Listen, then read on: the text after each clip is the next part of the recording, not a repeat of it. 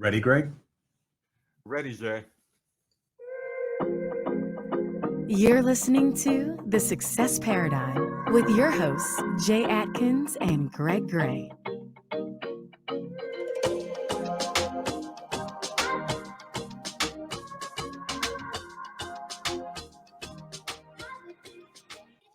Our guest today is Ximena Duque Atkins. So excited.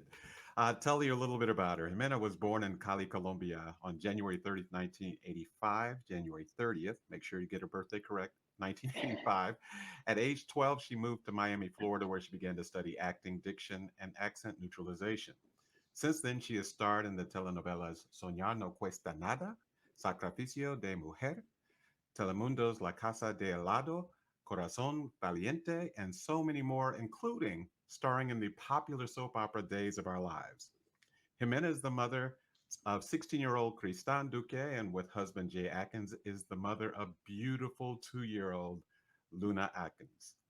Currently, Jimena has entered the world of entrepreneurship as if everything she's accomplished wasn't enough, and she now owns her own multi-million dollar company. Beyond all of that, she is one of the most down to earth and loving people I've ever had the pleasure to meet. So, ladies and gentlemen, welcome to the Success Paradigm, Ximena Duque Atkins. Welcome. That is so sweet. I love you, Greg. That was awesome. I love when I hear you speak in Spanish. I absolutely love it. Thank you so much. Well, thank you. And we're excited to have you. Super excited to have you. Been thinking I'm about this very for excited. good, good. Well, there's a guy that's on here with us I think you recognize. Oh, yes, he's very handsome. I'm like drooling here, like, oh my God. Yeah, and Jay is also on. So just wanted to say, good job there. Okay, take it away, Jay. Well, I gotta say, I'm really, really excited about this. I have been since we talked about it, and I've seen you interviewed several times, and most of the time it's in Spanish, so I haven't understood it. And I know a lot about you, but some of the questions that we come up with, I've never asked you really, and it's very much an honor of mine to have you on here because one of the many, many, many, many reasons that I married you was just because of your drive and the success that you had pouring out of you when I met you, and how much I admired you. And I think for our listeners to hear from someone that, you know, really shouldn't be sitting in the seat that you're sitting in, and you made everything happen because of who you are. I'm just so excited to interview you, my baby. And No, he's gonna make me cry. It's not fair. Thank you, baby. It is my honor to be here with you guys. You know how much I love you, baby, and how much I love you, Greg, and how much I respect what you guys are doing. And I love to be part of this. Thank you for the invitation. It is my honor. well, one of the things that we talk about on this podcast, and the reason that we started this is, you know, everybody wants and sees the glory, and everyone sees all the success that you had in your life. But not everyone and most know your story. I know your story because I asked lots of questions. I got to know you, and but I want our audience to hear your story because I think it's such a unique story, and something that a lot of people could learn from and follow your path and actually create some success in their life. So take us back as far as you want to go to where you think is relevant for people that when all the odds were stacked against you, and how you've gotten to the point you are today. Take us back. Okay, let me go back. This is a really tough question because I never talk about all this. I mean, I think I talked about this with you, but like you said, people sees the success, sees the results, but they don't know what was my journey to get where I am right now. So I'm going to take you back to Colombia. When I was a little girl, I was like 5 years old. Let's begin from that, years ago, because that part of my life was very challenged because my mom had to come to the US to give us a better life in Colombia. So she came, and I was basically without a mom, a present mom, for 2 years. So imagine a 5-year old, like I see our daughter Luna, and just to think about being away from her for 2 years, like, kills me, like, breaks my heart. Like, I wouldn't be able to do that. So I think that's why I respect so much my mom, and I admire her so much, because she did whatever it took uh, for us to have food to eat, to have a future. So it was really tough, and not having my mom for, for those 2 years was very challenging for me while I was growing up, because I felt like I always had like a hole in my heart, but I didn't really realize what it was. Eventually I learned was because the absence of my mom. And I had, I was with my dad, but my dad was, I love my dad. He did such a great job. But at that time, he was like, he partied a lot. I remember my dad. It's funny because I could remember, like, if it was yesterday. I remember my dad coming home, and he was laying in bed watching TV. And every time he was laying in bed watching TV, I try to get his shoes and just untie his shoes and take the shoes out of him. And I was like, if he lets me do this, it's because he's gonna stay home. He's not gonna leave. Every time he said no, no, no, I knew he was gonna go party, and I was not gonna get to cuddle with my dad. And it just created something negative, I would say, in my life. I was very sad. I remember Christmas. I used to hate Christmas. It was the saddest holiday for me. Like, I remember thinking, oh, it's Christmas again. Like, right now is my favorite holiday. I enjoy it so much because I have a family, right? But back then, it was times that I didn't have my mom or my dad in those, special moments. So, anyways, I just, I grew up with this thing, that I didn't know exactly what it was, with a lot of resentment. But while I was growing up, I understood that my mom had to do whatever it took her, to give us a better future. So that's when she decided to come to the US with all of us. So she was here in I would say 1983, and I mean 1997 or 98. So she went back, she grabbed my brother and I, and we came back to the States. And then, imagine I was only 12 years old, no English, had no idea.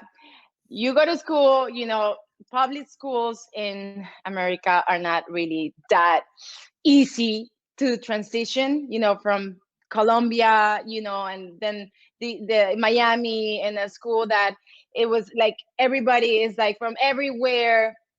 So I was the white girl, blonde, blue eyes, that did not speak English. So that was not a good Yeah. combination.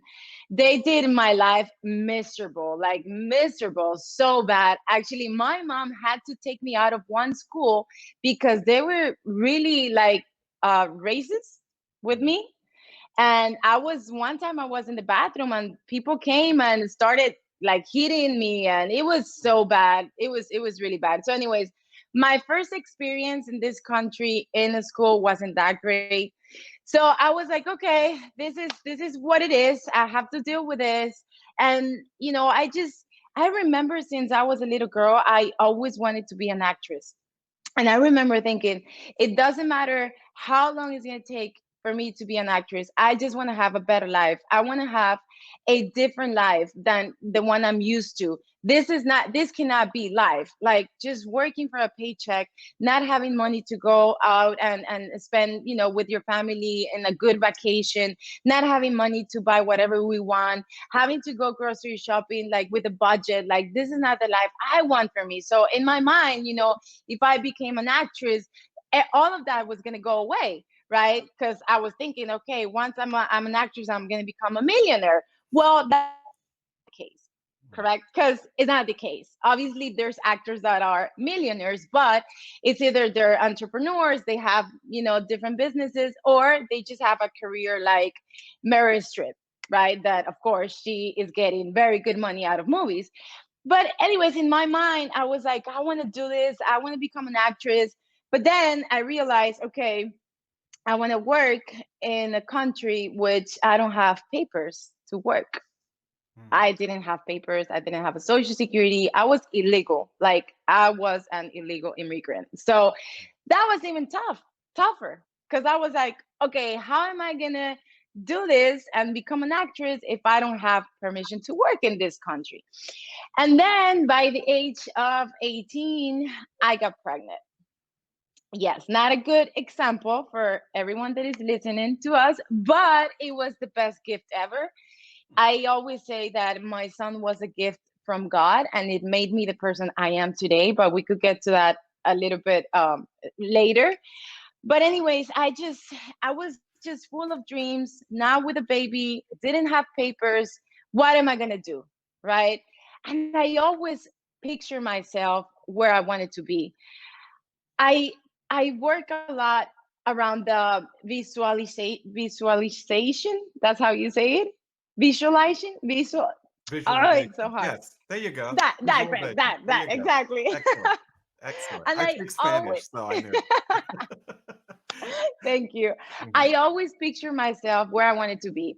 I remember picturing myself getting awards, being like a superstar in the Latin market, doing soap operas, doing main roles in telenovelas, in movies, in series. Like I always pictured myself doing that. So, anyways, fast forward. Thank God I got my papers. Now I'm a citizen, and I did get good roles in my acting career. Not exactly got paid really, really good at the beginning. Like I was telling my husband the other day, I think when I met you, it was when my career was really stable. Like I was finally somebody in my industry because it's really hard to be somebody in the entertainment business. It's really, really tough. Like you could get a lot of roles, but maybe not that important roles or main roles. So it's just really hard. But I always said, I'm gonna work hard for what I want, in my life, who I want to be. I want to do this, and I'm gonna work hard. And I always had discipline. Like I was always the first one on set. I was always leading by example, knowing my lines. Nobody had something negative to say about me, and I think that's what took me where I got in my career: discipline, because directors started seeing that I was a disciplined actress, that I was studying, I knew my lines, that I was preparing myself for a character, because you have to go through, you know, to prepare for a character. If you're gonna play a drug addict, I haven't done drugs or I don't get drunk, how am I gonna play a drug addict? I have to take classes, right? And prepare for that role. So I always was just giving that extra mile always, and I finally did it. I started doing main roles, good roles that people still know me from, those roles. And I just think what got me there was my passion and my drive, but it was not easy. It was really hard to have um a little one, right? Because Mhm. I gave birth when he was 19, and then having to survive because I was not getting paid all this money. And then you're an actress, you come out on TV, but really you don't have that much money in your pocket, right? So now is Right. where you have to kind of, okay, I need to pretend I have this, lifestyle, but I really don't. Like I don't drive a nice car, but I'm on TV. So all these things start coming on your way, like your ego, like, and it was very interesting to learn that it didn't matter if I was on TV. Like the reality was I was just becoming somebody in my industry, and I was eventually going to get paid really good, but it was my beginning and I just had to deal with it, right? So that's a little bit of my beginnings. I don't know if that answered your question, babe. Well, I want to go just a little further because in the last 8 months, I've seen a monster come out of you. Uh, that's been a lot of fun to watch, actually. And I want to talk about that too. I mean, because I think that's not the final act, but it's the last act. And I think, a lot of our listeners, transitioning from taking those same attributes, being an actress and going above and beyond and always, being early and all these attributes that you learn that are really just the foundation of success. But then you took everything that you learned in the business and now you're taking it into this new venture that, I'm not going to be afraid to brag. I mean, you're the number one person in this company and you're setting records every week, every day, every month. And I think you're going to set records from the year to come. And I think it would be good for people because there's a lot of entrepreneurs that listen to this too. So, tell us about that and, what you think is creating so much success there as well. Well, I think if you do everything in life with passion, that's what's going to make you really successful. It doesn't matter what career you choose. So when we got married and we had Luna, and I saw her beautiful blue eyes when she was born, I said, I do not want to make the same sacrifices that I made with my son. Like, I want to wake up and see this beautiful face every single morning. I want to put her to sleep every single night. I want to spend every single day with her. And then, I asked God for Jay so much. Like, this is for real. This is legit. Like, I asked God, this is the man I want. I want him to be like this, and that. I don't want him to be an actor. I want him to be an entrepreneur. I asked for everything and he gave it to me. The only thing that I didn't ask for was for him to speak Spanish. That was the only little thing that I didn't ask for. But anyways, nothing could be perfect. But you are, baby. You are perfect in my eyes. So anyways, I just decided, I worked so hard in my career, but then God gave me what 90% of the actresses out there or actors don't have, which is a family. A family, a husband or a wife, in a man case. Like, I see all these actors just going from one relation to another and just they're not stable with anybody. And then I pray to God, give me a family. I really want a family. I want another baby. I want a daughter.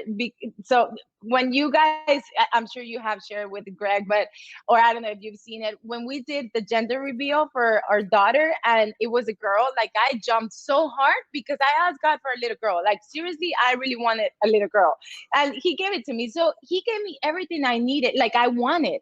And then I was like, okay, at this point of my life, like, am I willing to just leave them? Because going to Colombia, Mexico, or wherever I had to go to do a soap opera, it was gonna, I would have to go and leave my family, what I asked for so many years. So I was not willing to take the chance of losing them. I was not, because this is what really matters in life, family. So I decided to, again, pray God for another opportunity that, I could stay home. I could work from home. I could be with my family. I could be with my husband. I even asked Jay, babe, you think I should open an agency and become, an insurance agent? And he was like, no, forget it, baby. That's not going to happen. So I was like, but what can I do? And I have different businesses. I have my sunglasses collection, on social media these days. We get paid to promote other brands and all of this, which I was doing great. But this opportunity came into my hands. It's a multi-level marketing business. And we all heard about multi-level marketing business. Oh, that doesn't work. Oh, that's a pyramid scheme, or you name it. So when I decided to join this business, I say, well, first of all, I did my research. I made sure that it was a legit company. 1, 2, I love the products. I fall in love with these products. I use the products. I believe in the products and I believe in the company. So I said, okay, this could be my hobby. Really, I could do it as a hobby. I could still do something else, my sunglasses collection, whatever. But the thing was that I couldn't promote any other brands because it was gonna compete. So I remember telling Jay, babe, I have this opportunity, but I will have to not work with this company anymore. And they're paying me good money to promote their brand every month. And he was like, kind of like, you're crazy. you can't do that. Like, why would you do that? It's an MLM business. And I was just like, listen, if there's people that have become millionaires with MLM businesses, I'm going to be one of them. Like, this is my time, and I know I'm going to make this happen. And you have to deal with me not going to bed early with you, because I'm going to make this happen, and we're going to change our lives with this business. And I just went all in. And the most important thing, I really honestly started doing this business into this day. I do it because of this, because I want to help people. I want to help people to be, um, to have financial freedom. I want to help people to have the life they deserve. And I think when you do that, when you do anything in life, with that mentality of helping others, I just think success will come your way. It doesn't matter how long it will take you, but it will come your way. And that's what I'm doing. And that's my passion right now. And yes, I just feel I've been creating an empire for the last 6 months. I still don't understand how this happened. And it happened really fast. But I'm lucky to have my husband's support. And that's one thing that I didn't get at the beginning, really, really like 100%. But I'm sure you could tell them, Ray, why, you said, okay, I'm going to support her 100%. And it's just been a great, journey to see how my husband now supports me, how he helps my team, our team, because at the end of the day, I really don't want him to travel anymore. And I want to be one of those women that says, I retire my husband with my business. So That is awesome. So it's clear, and we've done a couple of these already, Jimena. And one of the things that we've heard over and over again, including from each other, is uh, life can be tough when you're young, no matter where you live, especially when you get to high school and if you move to a new place. Um, and that kind of fierce independence that says, okay, when I go to the store, I want to buy what I want, not what, not just what I have in my wallet right now. So I'm going to take you back a little further than that. So you told me about the journey of the little girl from Colombia and how she made her way to the United States. So let's go back in time again. Okay. And so we're going to go back and visit 10-year-old Jimena. okay. 10-year-old Jimena. And with what you have learned in your life and knowing where 10-year-old Jimena was, what advice would you give her to put her on the path to success? What would you tell that little girl?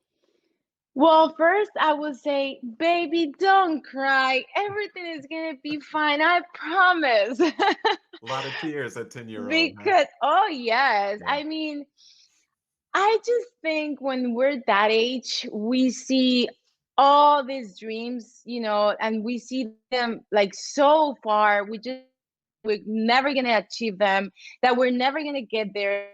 So impossible to get there. And I will say to that little girl, you're gonna make every dream come true. It's gonna happen. You just have to know that God has your hand, and He's gonna walk you through it, and you're gonna have the best life. I promise. Because, not only when I was 10, but again, when I did a casting for a role and I didn't get the role, I was sad, I was crying. Why am I going to be able to have, a place in the entertainment business? Am I going to be a successful actress? And, you have ups and downs, and that's normal. I think that happens to everybody. So I would just say, everything is going to be okay. You're going to make it. You're going to have the life you deserve, and you're going to have your husband the way you wanted him. Because since I was a little girl, I was thinking about this prince that was going to come and was going to ask me to marry him just the way he did.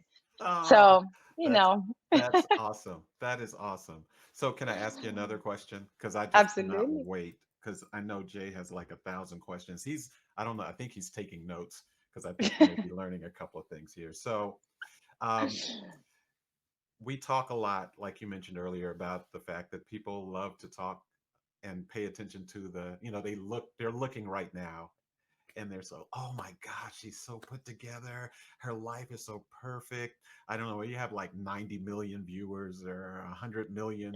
I don't know what you have on Instagram. It probably has gone up by about five, I don't know, 3 or 4 million just because of the podcast.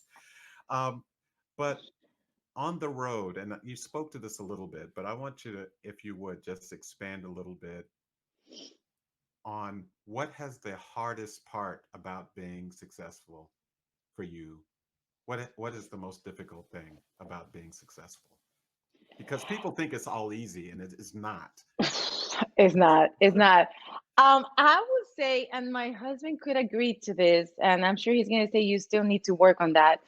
But dealing with stress, Okay. I'm not good with stress. It really hits me emotional, like bad, like really, really bad, until like this day still, I just have to work on myself and remember, just like I will say to that little girl, everything is going to be okay. Like I say that to myself, everything is going to be okay.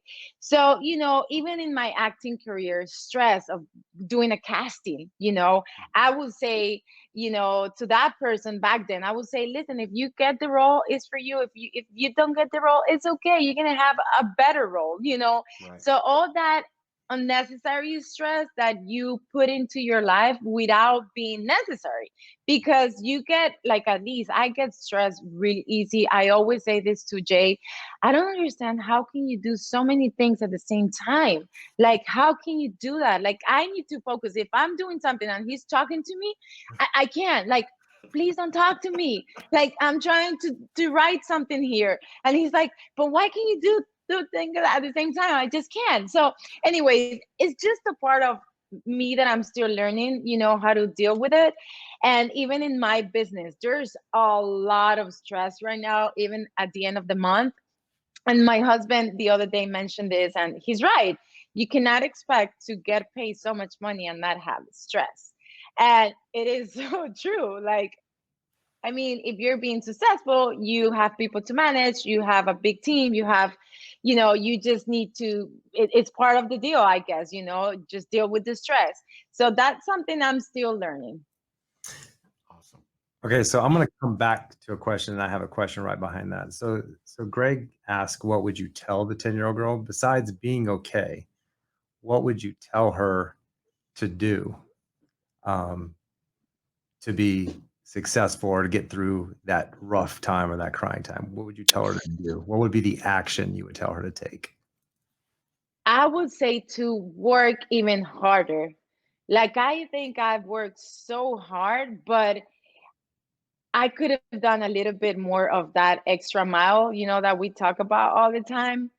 I just think sometimes you get settled in a point of your life.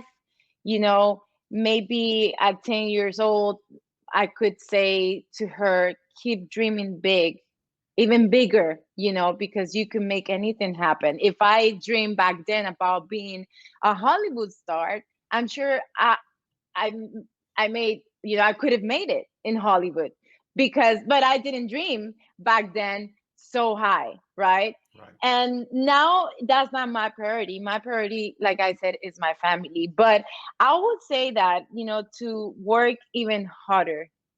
Dream bigger, work harder. I like it. That's why I'm glad you're Luna's mama.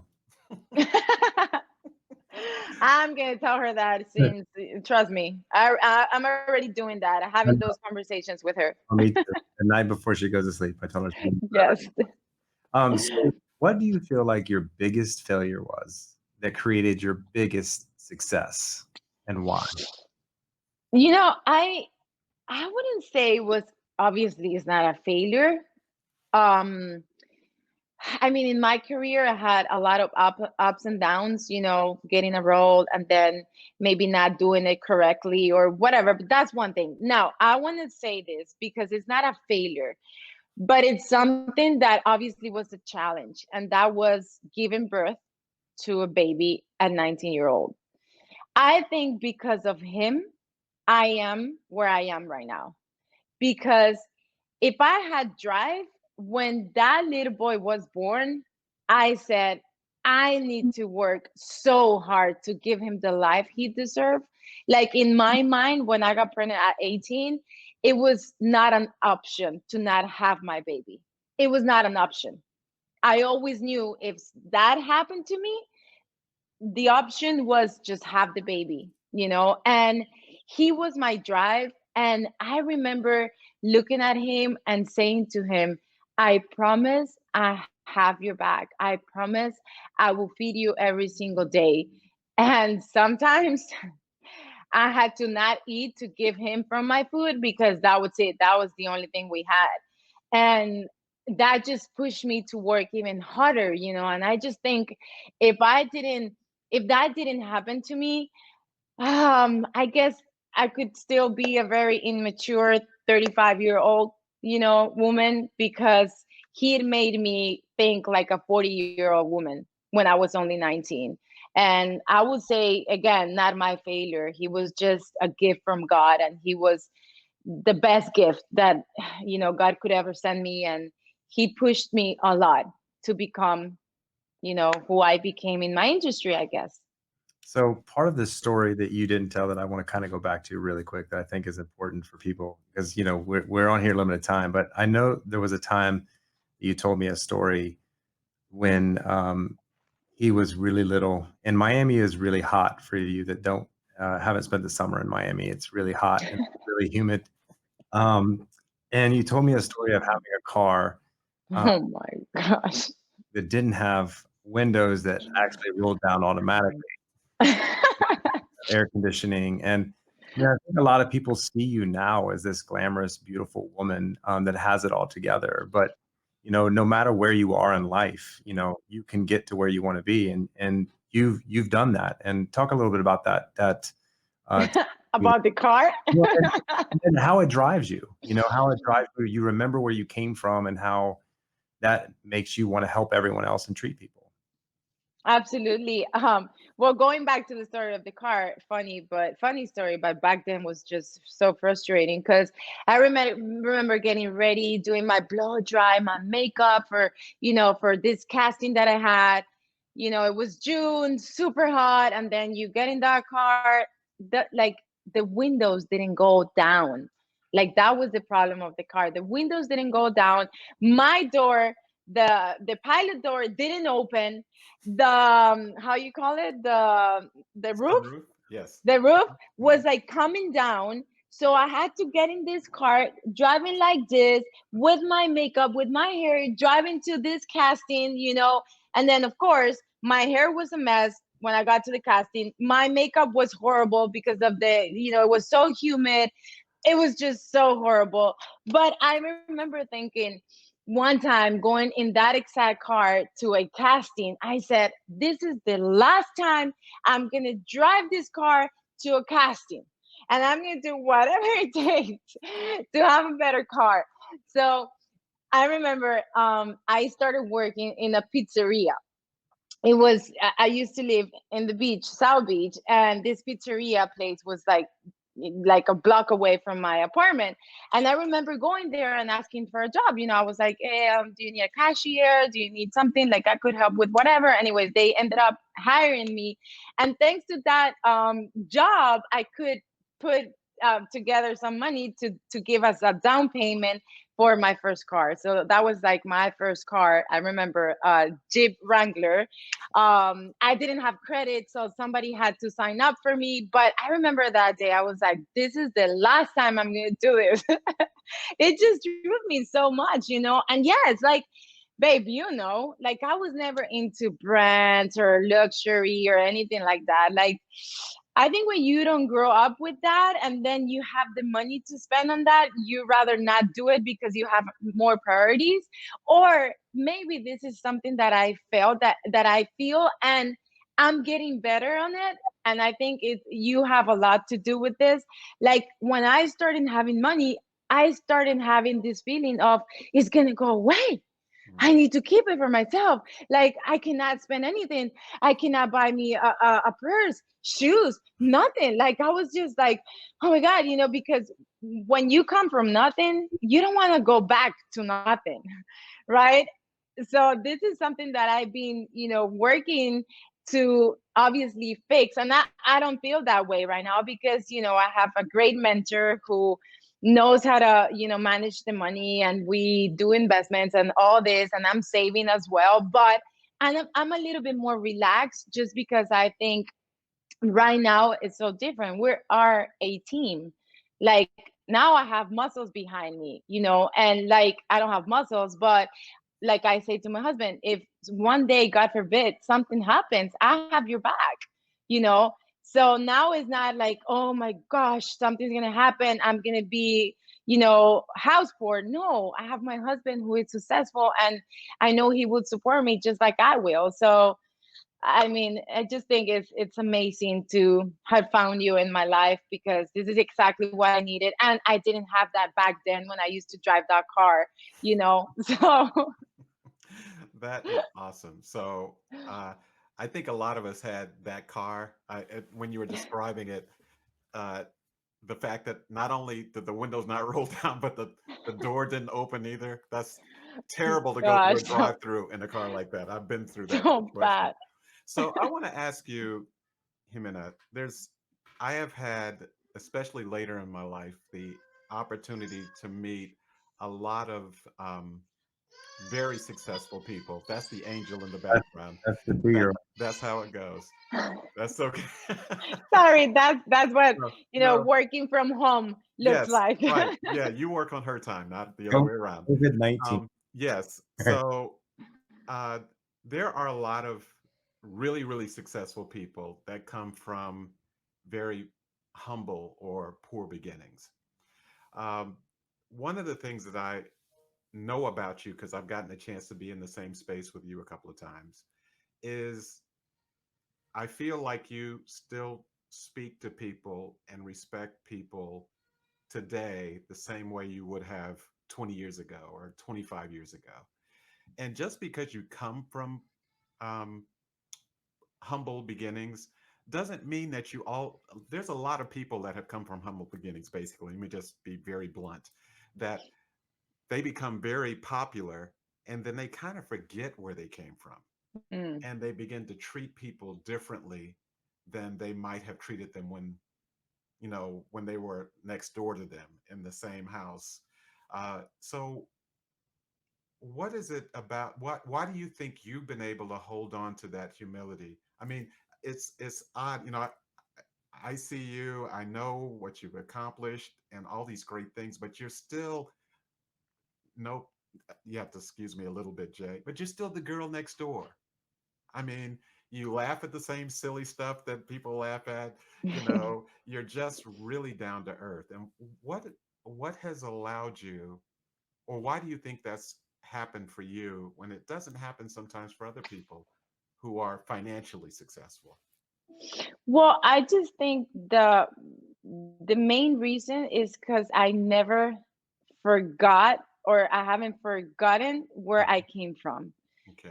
That's always in my mind. Remember your beginnings.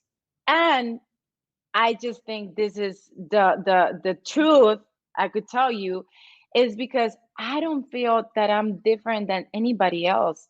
Money doesn't make you different. We're human beings. Nobody's better than nobody.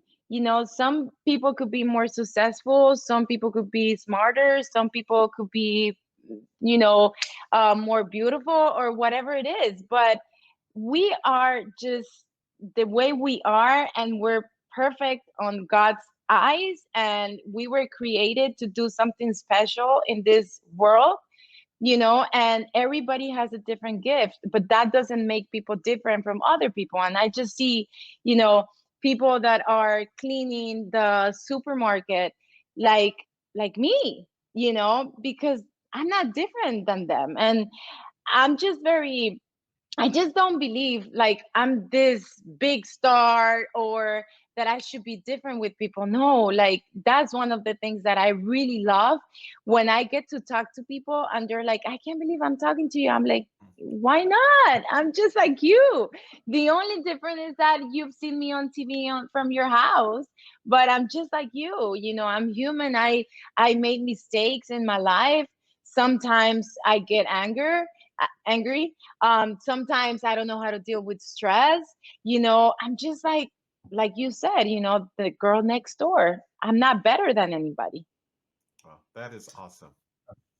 So well said, babe. I'm so proud of you because I've actually seen it myself, and I remember one of the first things that I was most attracted about you is when I did go to the studio, and I walked in with you, and you spoke to every single person that we came in contact with, which was the security guard at the security gate, the lady that was sweeping the front steps, the security guard inside the studio, and everyone that walked up the hallway. If it was the wardrobe girl or whoever it was, you just treat everybody the same. And I just remember admiring that about you. And I think you're just a good person. And I think that's probably one of the biggest reasons you've had success because people can relate with you and people will have a conversation with you. So let me ask you, what does in your mind, in your beautiful mind, what does the ultimate success look like for you? What does that picture look like for you? Like, when do you think I've arrived and I've created the success in my life? Because success is different for everybody. Some people I just want to have family that I spend time with. Some people I want to have $20 million in the bank account. Some people I want to have $2 billion. What is success for you? What is your success? Well, we talk about this, and I want to be retired in 5 years, and I want to retire you because that success, in my mind, is being able to travel the world with you and our kids. No worry about money. We don't need to have billions of dollars. Like, I don't like if we have great, if we don't, what matters is that we're healthy, that we have our beautiful family together, that we have more babies in the future, hopefully, that we spend the rest of our lives together and we travel the world helping people. Like, that's when I would say this is my real success. When I could go to Africa and help kids, give them food, when I could go to Colombia and feed kids in Colombia, give them clothes, maybe build a school for them. That's success for me. When I'm able to have a lot of money to help a lot of people. That's really success for me. Wow.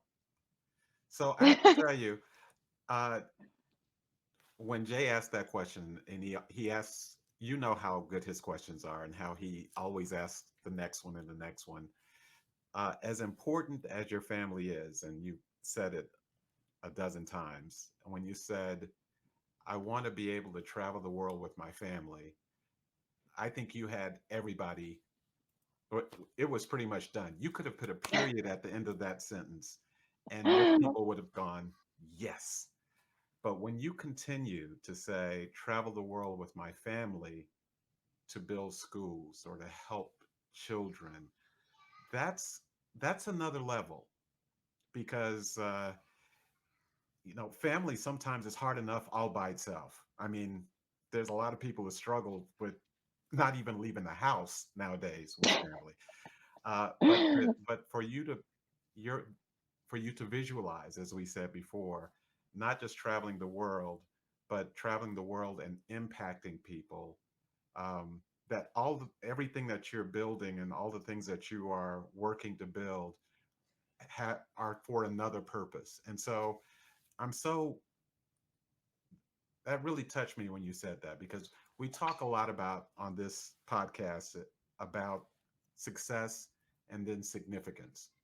That success, I might be able to tabulate that or put it on a spreadsheet or look at it in a bank account or stack money up or see how many cars I can put in a garage and all those types of things. Um, but it can be lonely if that's all it is. And Hmm. the fact that you finished that with because I'm now visualizing you uh, rolling up your sleeves, probably hair in a ponytail. It'll still be very nice and the perfect Yes. color because you just put the perfect color. Uh, but putting cinder blocks on top of cinder blocks. I can see you doing that. And Yeah. so for the millions of people that I know adore you, um, you just gave them a gift because you gave them something I think that all of us should be looking toward when it comes to success, which is being significant, about it being Mm, more than just you and more than just your household. I really appreciate you mm. saying that. That was awesome. Thank you. I'm, I'm, You're gonna make I, me cry now. my throat is starting to hurt a little bit as I'm saying that. I'm honestly, I'm a little, uh, but that's my biggest dream, Greg, to be honest with you, mhm, to help as many people as I can, because I grew up in a tough, it was a tough life. We didn't have really, and I'm not talking about like only material stuff, right. but we didn't have a great home. We didn't have, sometimes we just had to eat the same thing all over and over, and Hmm. we had a good life, if we compare it to these kids that are dying because they don't have food any day of the week, you Yeah. know. So I just feel that God put me in this, earth for a purpose. And I know now that all my millions of followers are not just there to watch me on TV. They're there to go with us and help other people, because that's what I'm trying to tell them every single time. Every single time we have a group meeting or whatever, I say how much I want to help people, and I have a lot of people now saying, I'm gonna help you do the same thing. I'm gonna donate when I get this. I'm gonna donate to your foundation. I'm gonna go with you to Colombia. So that for me is just like, wow. Success is when you have money to go help in a natural disaster. You know, when something really bad happens to somebody, when you have the money or the capability to help others, I think that's real success right there. Wow. Mic drop. I Just know saying. they loved you. They loved you before. I I think they love you more now, Jimena. I know I do. Thank you. I know I do. Thank you. I don't know if I can love you more than this other guy on the screen, though. So, what you got, Greg? So, um, who's been, one of the things that Greg and I talk about, and I've had several conversations, and the point that I've gotten in my life has been because of mentors, Greg and Chris Burke, and all the people that have come into my life and poured into me, and been there for me to ask questions, and um, you know, kept me out of trouble. Sometimes maybe got me in trouble because it stretched my limits. But who who's been your biggest mentor in your life, and why? So buckle up, boy, because I'm going to talk about you right now. So I didn't have any idea that in your life you need a mentor. Like, what was that? Like, that was not even in my vocabulary. I was like, I heard it from you the first time, actually. And I was like, a mentor? So this is kind of a person you look up to, that a person like a psychologist that is going to help you go through your bad moments, or what kind of mentor is this person? Like, what is the role? And then I started watching you. I started when you really started to do stuff with Greg and do business and have this relationship that you guys have. And then you started saying he's my mentor as well. I was like, okay, so a mentor is somebody that you learn from, right?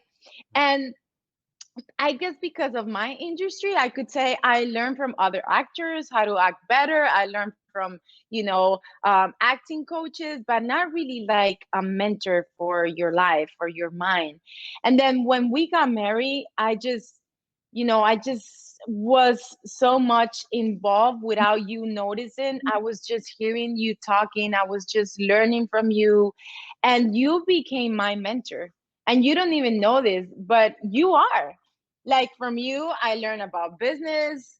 I learned about how to just have success in your life. Just like, you have a lot of success, but it's because you're smart.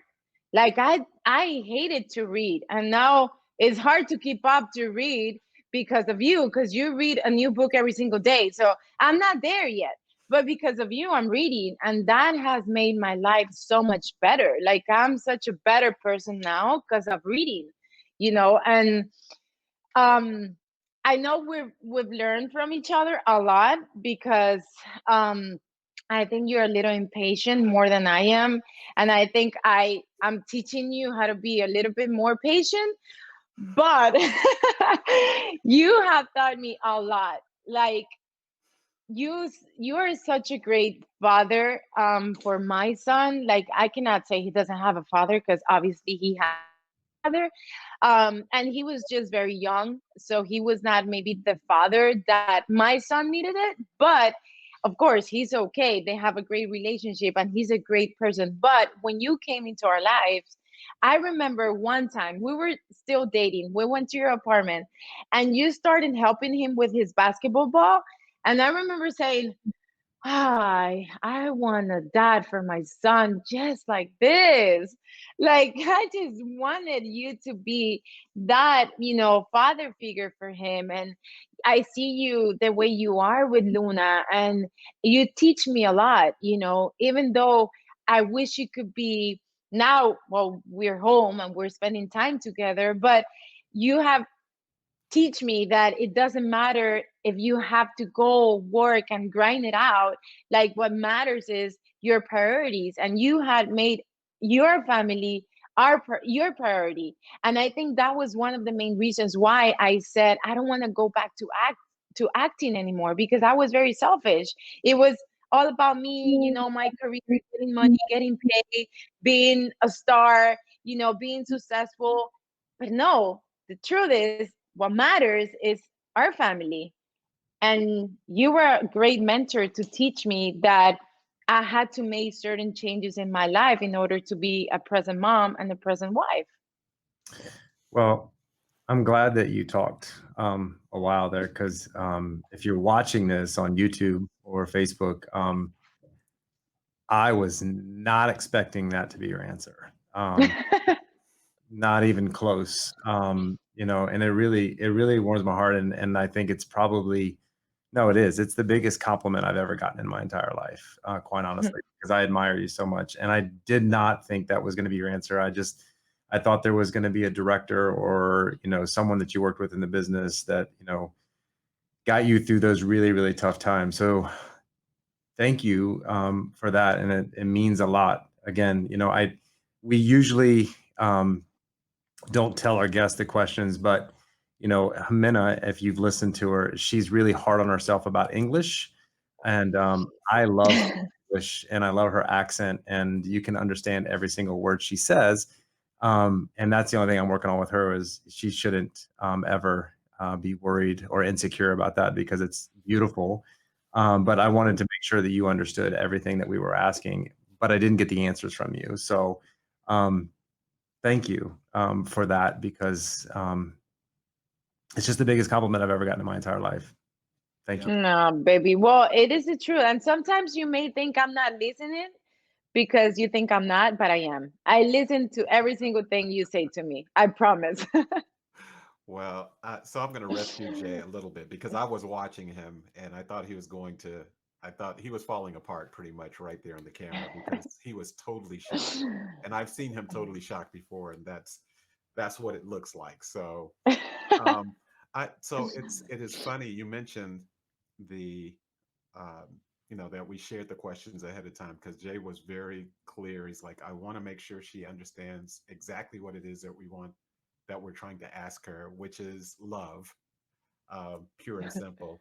But what I like about you, and my wife is not on here, but what I love about the way you communicate is, and this is really for anyone, those of us who are unilingual, who barely speak one language.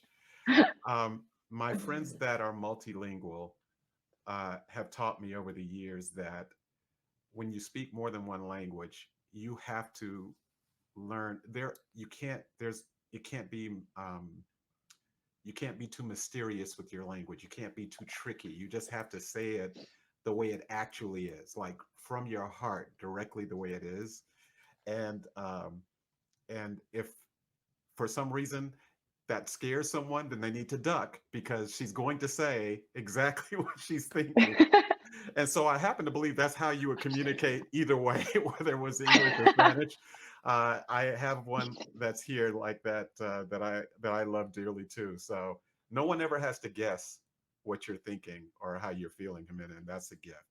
So I want to Thank you. your last answer actually pivots me to a different question, and I did not share this one with you before, but I did get permission, so I will still have a business partner tomorrow.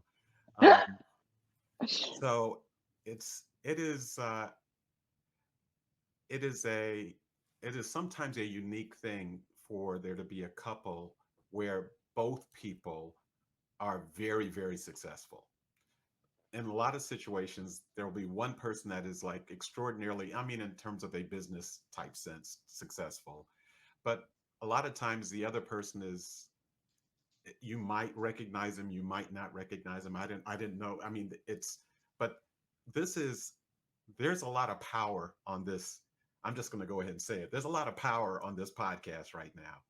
You know, two of the most successful people that I know. Um, and what is that like to have two powerhouses that have the key to the same front door when you walk in? I mean, how does it ever feel like there's not enough room for all of that in the house? I mean, how do you manage that? Because it's not it's a I'm just curious. I probably crossing the lane to where I shouldn't go, but I'm curious about that. So you're two very successful people. How does that work inside a house where you have two powerhouses like that? Well, can I say something, babe, before you? Because I know you want to answer this. No, What? we're interviewing you, Jimenez. Yeah, So this Oh, you go first. not my answer. oh, it's only me. Okay. This Yes, is your answer, not my answer. that's correct. That is correct. Go ahead. Okay, okay, good.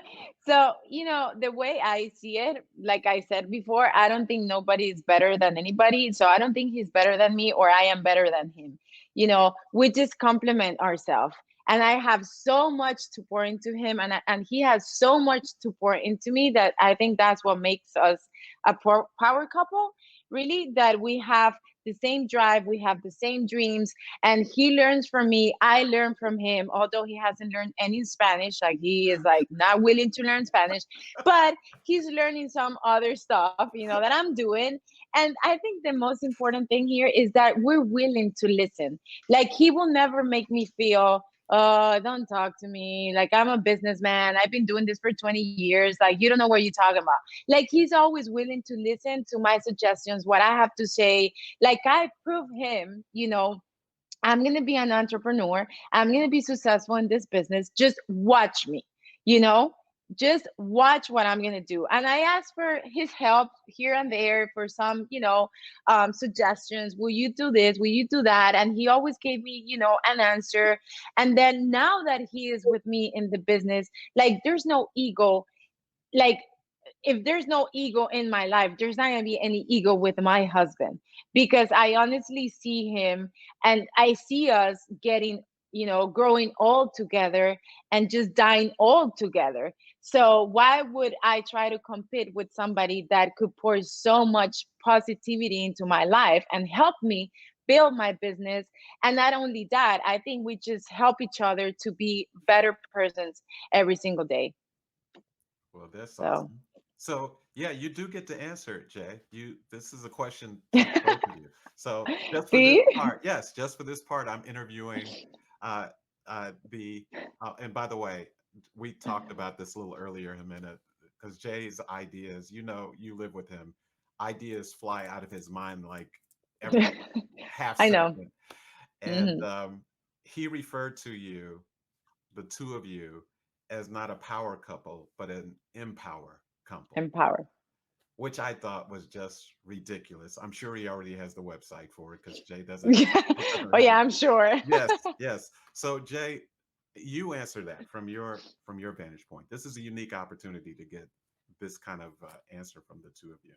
Well, that's originally we've always said we're going to be the power couple, and we want to help as many people as possible. So, I told her when I met her that one of my dreams and goals was to help as many people as possible, realize something in them that they didn't know existed. And the reason we started this podcast, and you know, as she's learned lots from me, I've learned lots from her. I mean, she is one of the best human beings, the best mothers on the planet. I've learned how to be a father.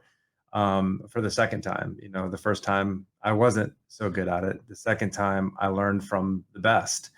And you know, I just when I looked at that, it was actually someone sent me a text hashtag power couple 3 days ago, and I looked down at it and I just said, that's really like kind of selfish, you know, like a power couple, meaning we're powerful together, but like really what we want to do is we want to empower people.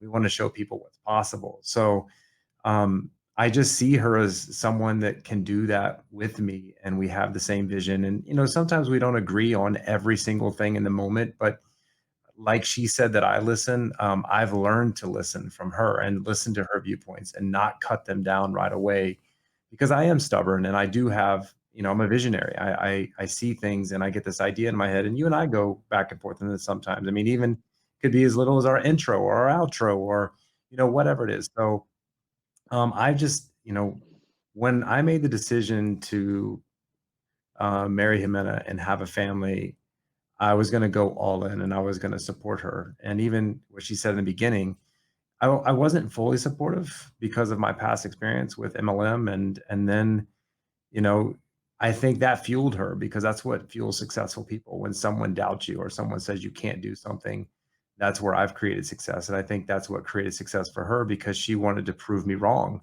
and make me proud of her. And she did, you know, like every month I was just like, holy crap, man, this, I mean, she is not playing. And um, so, you know, when you said that, you know, going in the house together, it's funny. I actually visualize her and I going in and opening up our digital lock on our door that she hates, and walking through the door at the same time. And just, you know, now every time I walk through the door, because of that you played out, I'm just gonna, you know, I'm going to have lots of gratitude when I walk through the door with her, and just, you know, I feel very lucky to be able to have someone beside me that way. So I don't look at her as competition. I just, you know, I told her this 6 months ago. She's my teammate. You know, like I'm gonna look out for her, and we're gonna do this together. So, and I think that's what does break up a lot of couples. I think when someone is um, more powerful or more money or whatever, it's a competition. And I don't, you know, I love to compete, but the last person on the planet I'm going to compete with is my wife. I think that's destructive. Although I do think competition is healthy against other businesses or other entrepreneurs, but not with my wife. She's my teammate, and we're going to be the biggest and power couple on the planet. I know that. We both visualize that every single day, every single weekend when we're alone. We talk about that, and I'm just glad to have you on my team. And I'm also really happy that I'm not competing against you. And we have a partnership for life. You're stuck with me for life. I think that's a pretty good deal, actually, for him, if I had to say so myself. Jay, you just said something that I want to make sure everybody hears, because you put it in the context of your relationship. That, you know, sometimes when one person is really successful, the other person is either jealous or bitter or something like that. And you put it in the context of your marriage and your relationship. But all three of us know that that happens outside a personal relationship. It can happen with friendships, it can happen with business partners, where one person rises, and we all know, and we're understanding, I'm continually learning, all of us are, that all ships can rise together. But uh, that is great advice, not just for marriage, but for business too.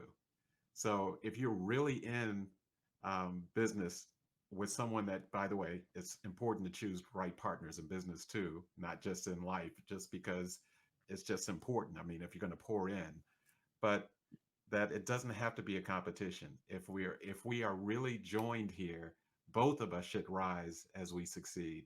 And if I rise a little faster than you, who cares? And if you catch up, who cares? Now, something's telling me just from the conversation here, Jimena, that there's a good chance that Jay is going to have to be catching up, just from what I hear, how this is going so far. I heard the watch me. I paid very close attention to watch me. Um, uh, but the whole world is watching you. And I think it is so awesome that you let them watch you and hear you today. Maybe in a way that a lot of people who think you knew you didn't really even know about the little girl in Colombia who tried to take her dad's shoes off to being Yeah. here where you've known all over the world and starting a business that is taking everything to a completely different level. Um, Thank you so much for letting us hang out with you a little bit. It's been a real gift for us Oh my and for goodness. everybody listening. Thank you. So I got a Thank you guys. couple more questions really quick. Okay. See, You still have I questions? do. yes. I do. You know me. I got questions. Because I'm interested. I haven't asked you this question because it's these are not the kind of questions you and I sit around and I'm talk about. scared right now. So no, it's simple questions because this podcast is about people learning, right? And I try to everything that I've learned I've stole from everyone else, right? From reading books from other successful entrepreneurs. So what would you say your biggest habit that you've implemented in your life that's created the most success for you? Like, what's the biggest thing you do every day that's created all the success in 7 months in this new business, all the success over the 15 years of one of the toughest businesses in the world, and that's the entertainment business and breaking through? Like, what is that one habit? Well, back then when I used to act, I would say discipline, to be prepared, to study, to know my lines, like always on point. I was always very disciplined with my what I had to do, right? Nobody had to tell me what to do. So back then I would say discipline. Right now, I would say reading has changed my life. Having the habit of reading, it's been really interesting to see how much you could learn, how much you could change your life just by reading some pages of a book. And I read, because I know that's going to be one of your questions, maybe. I read the 5 a.m. Club, and I remember recommended it to you, and you loved it. And we started waking up early. And it's just the habit of waking up and, working on yourself, right? That makes you feel so different. Like that starts your day so much better. Like just having time for yourself. You, like my husband, will go and meditate and go to his office, and he will have his time. And now I'm finding that having that time for me, it is so important, not only to read, but to pray, to think about my day, think about what I want to accomplish, think about how many lives I'm going to change today, think about preparing myself, even to work with a big team that I have right now. I'm like the face of my team. I'm a leader, I'm a mentor. So I have to get better every single day. So I would say, the habit of reading these days has changed my life for sure. Okay. So speaking of, what are your top three favorite books that you've read that have changed your life? So right now, these days, I would say the 5 a.m. Club changed my life. When I was like 18 or maybe 20, I read the Alchemist, Pablo Coelho. I remember that book being like super inspired for me. And then The Secret, I remember watching like the documentary and reading the book. And I think I was like 23, 25 when I got into The Secret, and I started doing what I used to do all the time. Say it again, Greg, because I cannot say that word. Visualize, Visualizing. There, visualize. There you go. visualizing. Yes, there you There you go. go. Thank Perfect. you. Perfect. And then I said, okay, this is what I've been doing all my life. Let me keep doing it, and let me keep, dreaming big and putting out there in the universe what I want and what I'm gonna accomplish in my life. So I would say those are the three top books in my life that are really had made a difference for me. So those are really good. I'm going to repeat them. In the 5 a.m. Club, The Alchemist, and The Secret were the books that had big impact on your life.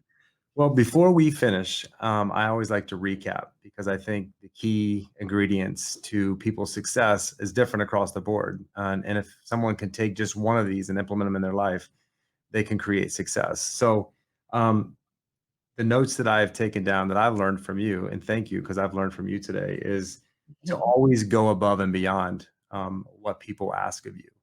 is one of your key ingredients, as well as do everything in life with passion, is something that I see you do. I live it. I watch you do everything with passion.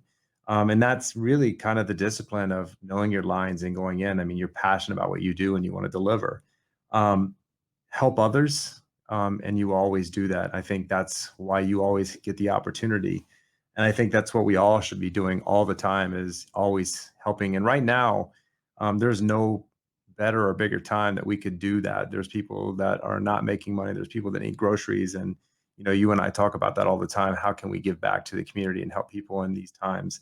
Um, Dream bigger was one that I love that you said. Always dream bigger, and that's what you're going to tell Luna, if she wants to do this, dream bigger than that, because, wherever Mhm. you dream. The other is visualization. Everything in your life that you have, you visualize. And I think that's a lot, like you said about The Secret, but I think visualization is important. And I think, the meditation in the morning is part of my visualization. You praying in the morning is a part of your visualization. So I think that's a really big takeaway. And my biggest takeaway from you is all of the obstacles that you've had in your life, the way that you've turned them to success. When you're in the middle of that obstacle, it's tough to go through it, and you become a victim sometimes or feel victimized. And you've always just taken those obstacles of, having the roof of your car fall on your head, to I'm going to get a new car, to, you know, getting, we didn't even talk about this, but you were an extra. I mean, you were going to do anything you could to break through as an actress. And yeah, now you're in, 20 soap operas and 10 movies, and on American soap operas and The Queen of the South, and the list goes on and on and on. But it didn't start there, and all those obstacles just drove you to get to that point. And I mean, the obstacle of learning English at the age of 12 years old. I mean, you say I don't try, I try, and it's really, really hard to learn another. Even with Luna, I mean, she speaks more Spanish than me. I mean, so um, I mean, that's just an obstacle that you've overcome, and I'm so proud of you. And the other one is the communication, just having effective communication with people, with your spouse, with your friends, with your team, with whoever you're mentoring.